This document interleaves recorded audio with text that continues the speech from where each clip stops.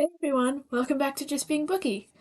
In this week's video, we will be going through some of my Bible journaling notes, some physically and some that I did on my Bible app. Which, when I'm going through the ones on my Bible app, I'm going to be going onto my physical Bible and actually highlighting and writing the notes in my journaling Bible, so that I actually have them, because ones that are on my phone were from the times where I either didn't have time to go and actually do the physical one, or it was just like way quicker or easier to just quickly go on there. But I do want those things on my in my journaling Bible, not on them. That would be weird. But anyway, so this will be kind of like a little note share and a journal with me. So I think that's about it I have for the intro. Anyways, let's dive right in. I'm not even sure exactly where I left off last time. I think I really did much of what I did in Genesis. I'm not sure. I'd have to look. Well, because I went through all of Genesis. I don't think I had that many in particular notes physically. Here's some right here. In Genesis chapter 12, verse 9, it says, "Then Abram continued traveling south by stages towards the Negev. I'm not sure how you say that. If you know, feel free to let me know down in the comments. But in my notes, I said, parts at a time. A journey is in parts, but it is on one path when you walk with and follow God." Which was just like an observation that I had with the connection between the verse and that. And then in same chapter, verse 10, it says, "At the time, a severe famine struck the land of Canaan, forcing Abram to go down to Egypt, where he lived as a foreigner." And it underlined he lived as a foreigner and said, "You don't have to feel as though you are supposed to be there or that you belong to that to be a part of your journey." I don't know why there's a blank index card in here, but I'm just going to keep it just in case for some reason I figure out why it was supposed to be there. I think I have a lot of this on my phone. I did do Matthew. There's a Bible reading plan in a year going on with my youth group, and so they've had on the plan you go through like 2 different parts at a time in the Old and the New Testament. So that we're doing Genesis and Matthew. I'm probably a fair bit behind right now, but I'm just trying to still do the things anyway. Oh yes, and I've been following a plan for some of this, so some of my notes are from me directly, some of them are from the plan, but I still hope that they can help you in some way. This one was from the plan, at this very start of Matthew, because I put quotes around story because it is a story, but story sounds like my normal stuff. I said, because Matthew is a story of who God is, and it starts with a promise in verse 2. Abraham, because it starts with a genealogy. I think that's what it would be considered. I'm pretty sure that's what it's called. And meets a promise, verse 6, which David, and gives the ultimate promise in verse 16, which would be Jesus. Don't remember all the context behind that, but generally speaking, that's how it went. Oh yes, and in the part in Matthew where Mary, Joseph, and Jesus are going to Egypt to escape Herod, I wrote next to it, "Peace is here and so is the chaos. Peace in the chaos then and now." I don't really think that really has to have much elaborating, but I just thought like it was a good perspective to have, I guess, I don't know. Let's see if I have more in here right now. Pretty sure there are a couple more things that I did since my last Bible journaling walkthrough physically, but I don't remember where I left off, and I can't really check right now. So I'm just gonna keep going, and now I'm going to check my Bible app and find the notes and highlights that I have in there. Mainly notes. Highlights I think I can do like on any random point, but I need to specifically set a time for me to transfer the notes. Oh yeah, I did a bunch of Exodus too. Did I do any Exodus in my physical Bible, or have I just been like completely off track on physically journaling? Hopefully this tracks my voice very well, because if you recall, I think it was last week, I tried to do my little microphone thing again because the last couple times I was editing, it completely didn't pick up my voice properly. I had to like turn it up manually, which was annoying, but I also do not like holding the microphone in front of my face, which I would clip it, but my hair gets in the way and makes it very annoying. I don't really think I did much in Exodus either physically, so that's a problem, but we can still look in here and transfer a bunch. Apparently I don't really have much for Genesis as it is, which is weird, but I think part of it was because I was following a plan for the majority of it, and I just didn't think it took enough time for me to actually think of enough stuff on my own. I feel like I did. I don't know. Maybe I'll have to reread Genesis again. Matthew is when this first one is. So I'm going to be going back and forth between Matthew and Exodus, and Proverbs, because I think there's a couple of stuff in there too. Okay, so Matthew 10. So Matthew 10, verse 13. It's a slightly different version. I don't know why I don't have the same version on my phone as I do on my actual Bible, in my actual Bible. There's a way to change it. I don't know why I haven't. But it says, "And if the house is worthy, let your peace come upon it, but if it is not worthy, let your peace return to you. And I said, do not let your peace be taken by those not worthy to receive or take it from you, because those worthy will not willingly take your peace, but rather will protect yours with you as you will for them." So that definitely applies to like friendships or even like family stuff in general. There's a lot of cases where that can be applied. So I will be writing that down so that you can actually see what I'm doing here. Otherwise, it might kind of be boring to just stare at my face looking down, and my hands, you can't see anything I'm doing. So I'm gonna highlight that and add the note.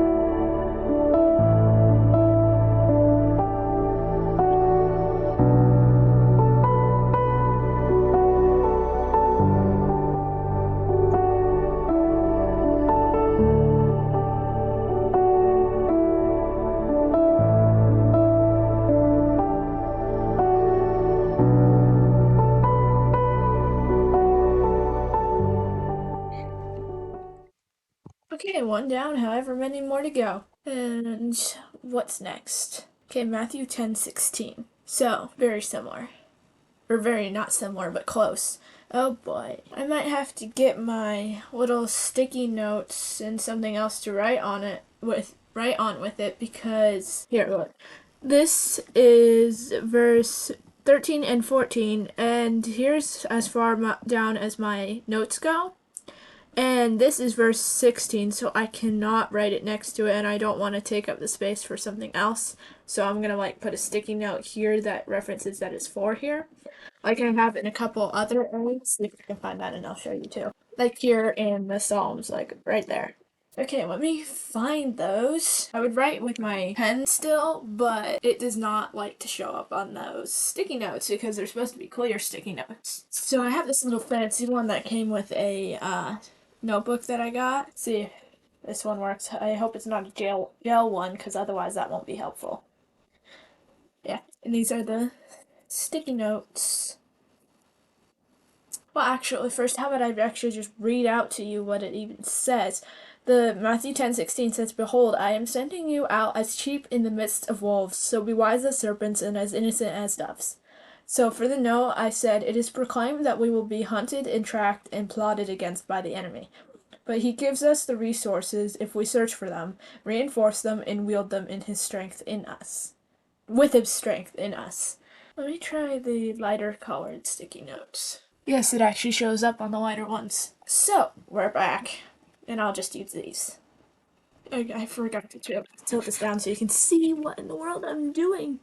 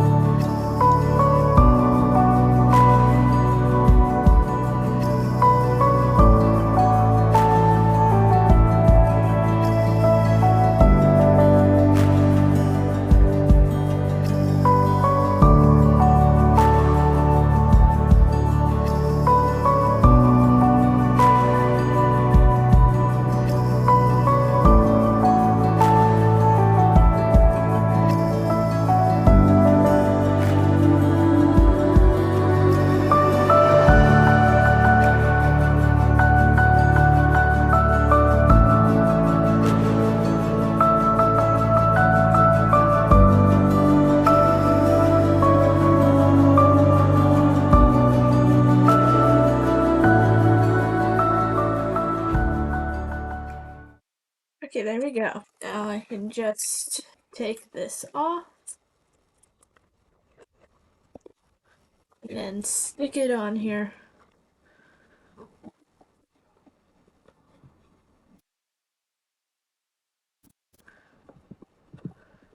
and then you can flip it up to read the part that's hidden under here. Okay. Alright. Next one is in Exodus. So I'm going to put one of my things here so I can easily flip back, since I'm pretty sure it'll go back to a similar place. And then go to Exodus. Exodus 2:10. Okay. Exodus 2:10. It says, "When the child grew older, she took him to Pharaoh's daughter, and he became her son. She named him Moses, saying, 'I drew him out of the water.' And I said, 'Sometimes being delivered directly into the hands of your enemy is exactly what will save you. God knows what he's doing.'" Because, trying to explain that further. Because if you feel like you're literally basically, like being put into the hands of your enemy, sometimes that is the case, but sometimes that's what was literally meant to happen to fulfill the things that it was meant to fulfill, which obviously in the moment and just generally speaking, that sounds ridiculous to say and is not actually helpful. But, I mean, it can be, but a lot of things like that are actually quite unhelpful and kind of just like not the right thing to say in that moment. And let's write this down.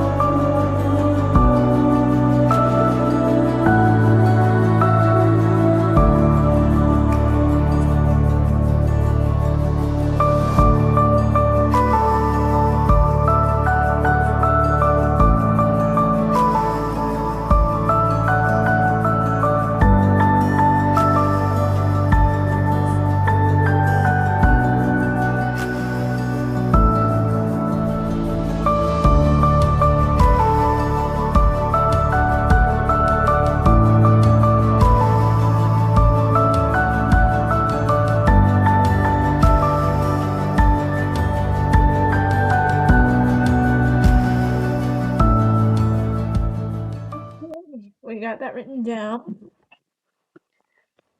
Oh, and a separate note, if you ever have any feedback or your own like personal insight or testimonies or anything that you would like to share or were reminded of or thought of from the things that I'm sharing, feel free to let me know down in the comments if you're comfortable with that, because I would love to see your insight, your thoughts, your stories, anything like that. And the next one that we have is in Exodus 3:3. So, right here. Okay, so, Exodus 3:3. "So Moses thought, 'I will go over and see this strange sight, why the bush does not burn up.'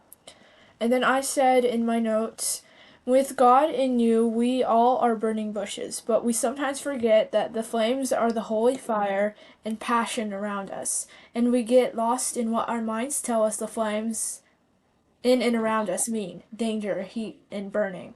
That is not to say that danger is non-existent. However, same is to say of the Spirit. You will feel the heat no matter what, for a fire generates heat. You will not stay cool, but you will not burn up either.'" I'm not sure if I have really much to add on that. If you guys do, please feel free, as I just said. But let's put this in.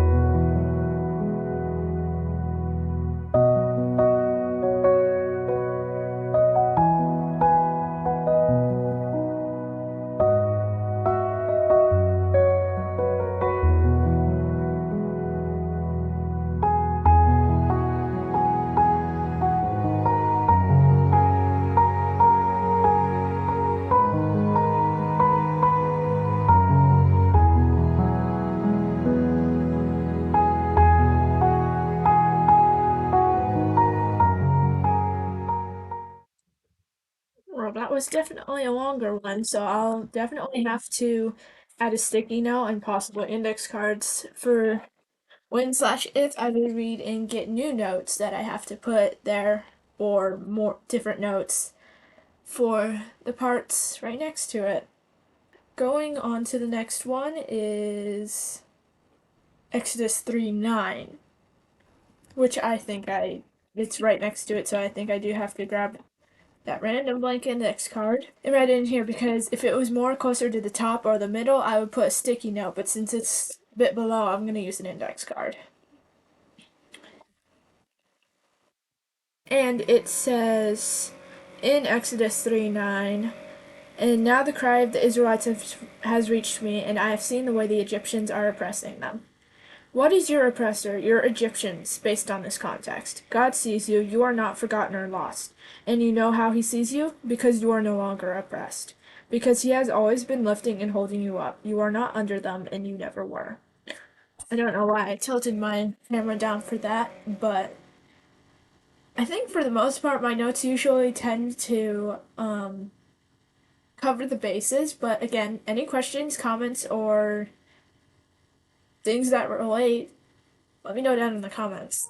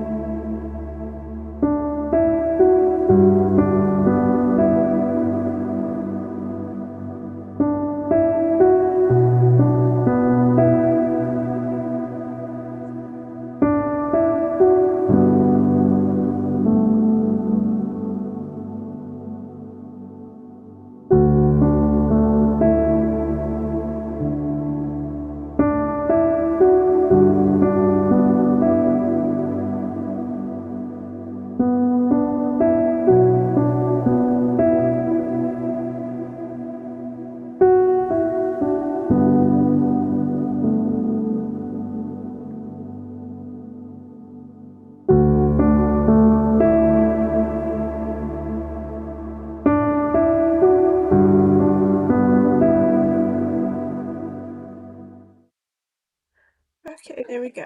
I finished writing that one. And the next one that we have is Exodus 3:11. Okay, this one is not one that I will be writing down. This is just one that I'll be sharing because it is a song recommendation / relation to the text. It's Exodus 3:11. But Moses said to God, "Who am I that I should go to Pharaoh and bring the Israelites out of Egypt?" And then I wrote down the song and some of the lyrics, which it's "Who am I by casting crowns?" It says, "It's not because of who I am, it's because of what you've done. It's not because of what I've done, but it's because of who you are." And you should definitely listen to the rest of the song because it is really a good song and brings things into more of a perspective. Okay, I think I will be adding another one onto the index card because this one goes down into Exodus 3:14, and I don't have much space to add here, and it's a longer one. Which after this one, I think I'm going to have to stop because I've been recording for 40 minutes, and this is going to be a pain to edit. I mean, it's worth it, but I think I should probably stop soon. What will happen is I will probably make a part 2, or just a continuing one. I will probably record it next week, so I will have it ready no matter whether it's a part 2 or one that's ready for another time. Okay. So, this one, Exodus 3:14, the verse says, God says to Moses, "I am who I say I am." This is what you are to say to the Israelites. "I am has sent me to you." And I said, and this is one of the main reasons you should be careful how you speak to or about yourself, because you are whatever he is, because he is I am. Therefore, whatever you speak about yourself, do you believe that of God? No? Well then, it must not be true. You are in his image by his hand. If you know how, as an artist, or if you've ever created something, anything, you are your own worst critic. But God is your artist, who made you. Therefore, if he doesn't see you badly, why in the world should you? And if you're one of my friends who knows me in real life, and I've texted you several times, and sometimes in person, this will feel a bit targeted.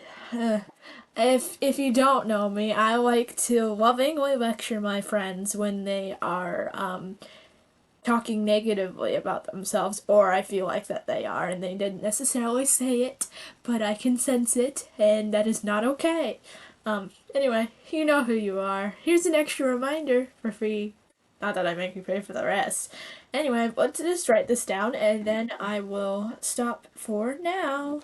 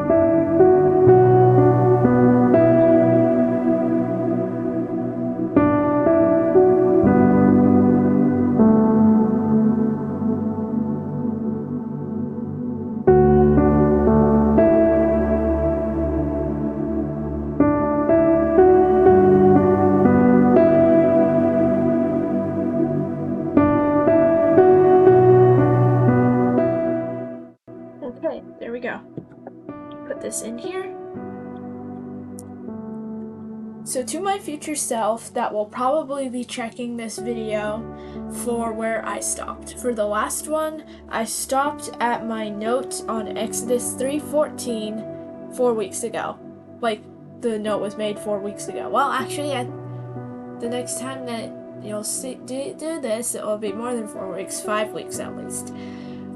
But besides that, yeah, that is all I have for you guys today. Oh, I should probably take the highlighter out of the Matthew part because I didn't end up going back to that yet. And what else? Anything else? If you enjoyed this, I will be semi-regularly filming a video like this with Bible notes and all that kind of stuff. So if you'd like to see more, there are a couple videos on my channel already with it, so I will try and remember to link them down in the description. I am sorry if I do not. I just don't usually remember to do so, but you can try and find them if I don't. And feel free to subscribe if you would like some more. I do regular book content as well. And so if you would like to find another booktuber that incorporates their faith into their videos and their generalness, I don't know, then this might be the place for you. Another channel that I would recommend if you want a Christian booktuber is Ranger Apprentice. Her name is based off of the Ranger's Apprentice series, which I have the first book of but have not read it yet.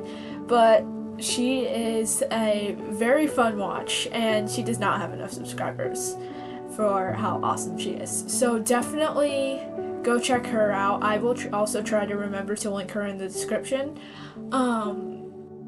But yeah, I think that's about it, and I will see you guys next week. Bye!